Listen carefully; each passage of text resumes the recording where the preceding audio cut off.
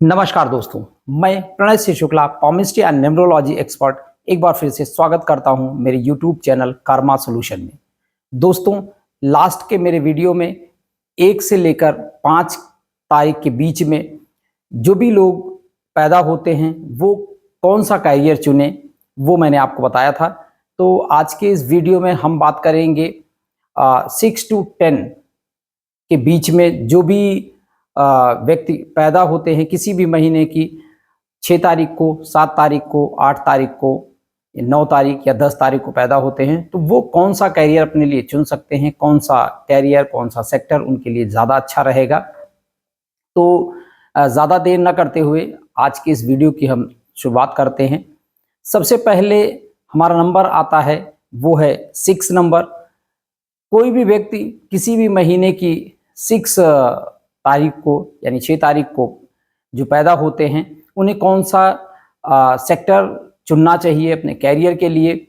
तो मैं आपको बताना चाहूँगा कि 6 नंबर एक ऐसा नंबर होता है जिसका सबसे बड़ा पोर्टफोलियो होता है। जितनी भी चीज़ें ग्लैमर की हम इस दुनिया में देख रहे हैं, जितनी भी ग्लैमरस चीज़ें हैं, लग्जूरियस चीज़ें हैं, वो सारी 6 नंबर के पोर्टफोलियो में आती हैं। अगर हम बात करते हैं ग्लैमरस और लग्जूरियस चीज़ों की, तो मैं आपको बताना चाहूँगा कि मीडिया का जो सेक्टर होता है, कला जगत का जो सेक्टर होता है, इंटरटेनमेंट का सेक्टर होता है, restaurant, pub, casino, hotel, tour and travel, ये सारे जो बिजनेस होते हैं, ये सारे सेक्टर्स जो होते हैं, ये सभी 6 नंबर के सेक्टर में आते हैं।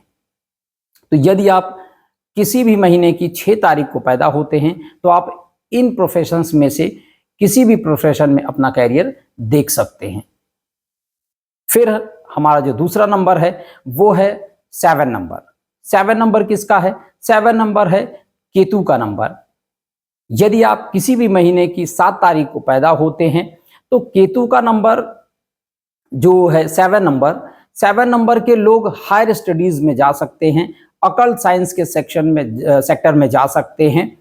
तो वो एक अच्छे एस्ट्रोलॉजर बन सकते हैं, या वो न्यूमरोलॉजिस्ट बन सकते हैं, पाम रीडर बन सकते हैं, टैरो कार्ड रीडर बन सकते हैं। तो जो भी इसके, क्योंकि एस्ट्रोलॉजी का एक बहुत बड़ा फील्ड होता है, उसमें बहुत सारे ब्रांचेज आप कह सकते होती हैं, तो वो किसी भी ब्रांच को आप चुन सकते हैं यदि आप 7 नंबर के हैं।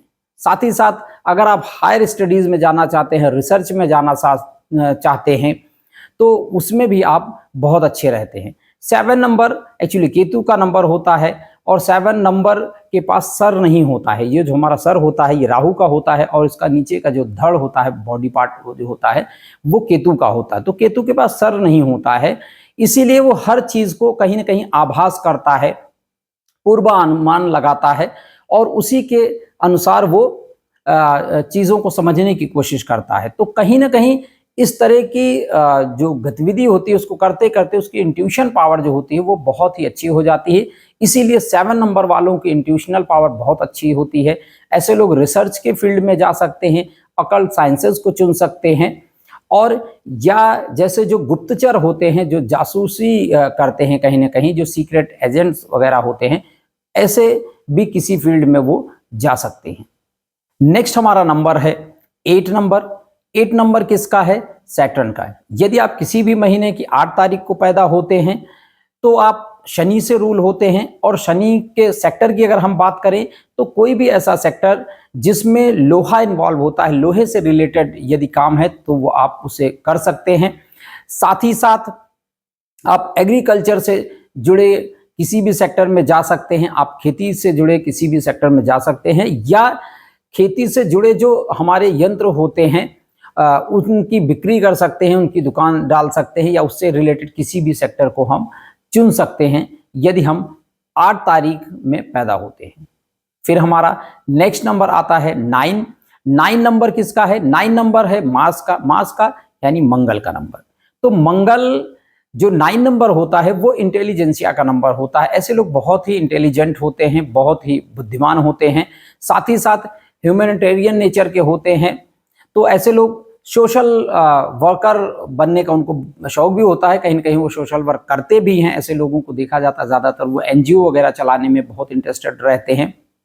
और क्योंकि 9 नंबर मार्स का है और मार्स एक बाहुबली ग्रह है, बल का ग्रह है, बुद्धि का ग्रह है, बुद्धि और बल दोनों होता है।